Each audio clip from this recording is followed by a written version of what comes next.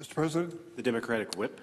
Mr. President, it's been almost 6 weeks, maybe a couple days beyond 6 weeks, of the new administration of Donald Trump in his second term. It's a lot different than his first term. I was here for that occasion as well.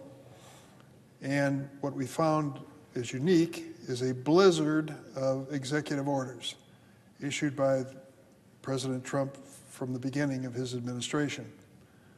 Among those executive orders was his declaration of an energy emergency. Energy emergency. Turns out, Mr. President, that that claim is not based on fact. There is no energy emergency in America.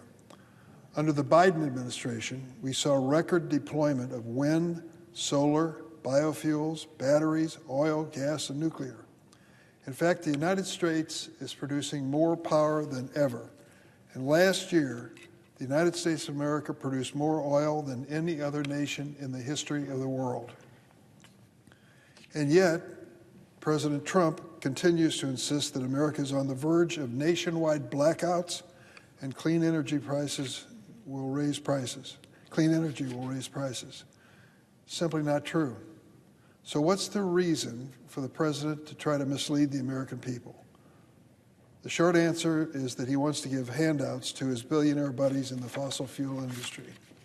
Before Elon Musk showed up with his multi-billion-dollar fortune, it was reported that then candidate Donald Trump invited fossil fuel executives to Mar-a-Lago to ask for, hold on to your seats, a $1 billion campaign contribution. $1 billion. Now that he's in office, President Trump is doing everything he can to keep those billionaires happy. That means tax cuts for the ultra-wealthy, which is on its way, I'm afraid, opening up federal lands and waters for drilling, and yes, declaring this phony energy emergency. Why is he doing it? Declaring an emergency grants the president additional statutory authority. Donald Trump is using these authorities to fast-track pipelines and drilling in the Gulf of Mexico. But there is nothing in this declaration to support fossil fuels' cleanest competitor, wind and solar. If Trump doing the bidding of billionaires wasn't bad enough, his so-called emergency will also raise the electric bills of thousands of families. Wind and solar is the cheapest energy in the world, and those cheap prices get passed on to the families who take advantage of it. I know personally. A few years ago, my wife and I made the decision to install solar panels on the roof of our home. Our home project gave union workers in my community a good-paying job, and it was just one project contributing to hundreds of thousands of jobs created under the Biden administration. Since Democrats' Inflation Reduction Act was enacted 2.5 years ago, more than 1.5 million Americans have installed solar panels. Was it a good idea? Well, I compared the electric bills that I've been receiving in my home before and after the solar panels.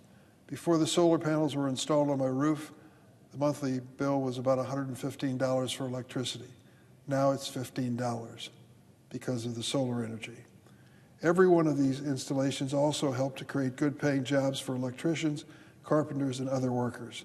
And supplying those panels created thousands of new jobs at factories around the country. But President Trump is not impressed. He wants to eliminate those jobs. We have an opportunity to undo the harms of one of the President Trump's many lies today. I want to thank Senator Kaine of Virginia for leading this effort. We need to raise up American workers, lower utility bills, and put America back on track to lead the world in clean energy. I urge my colleagues to support the Kaine measure.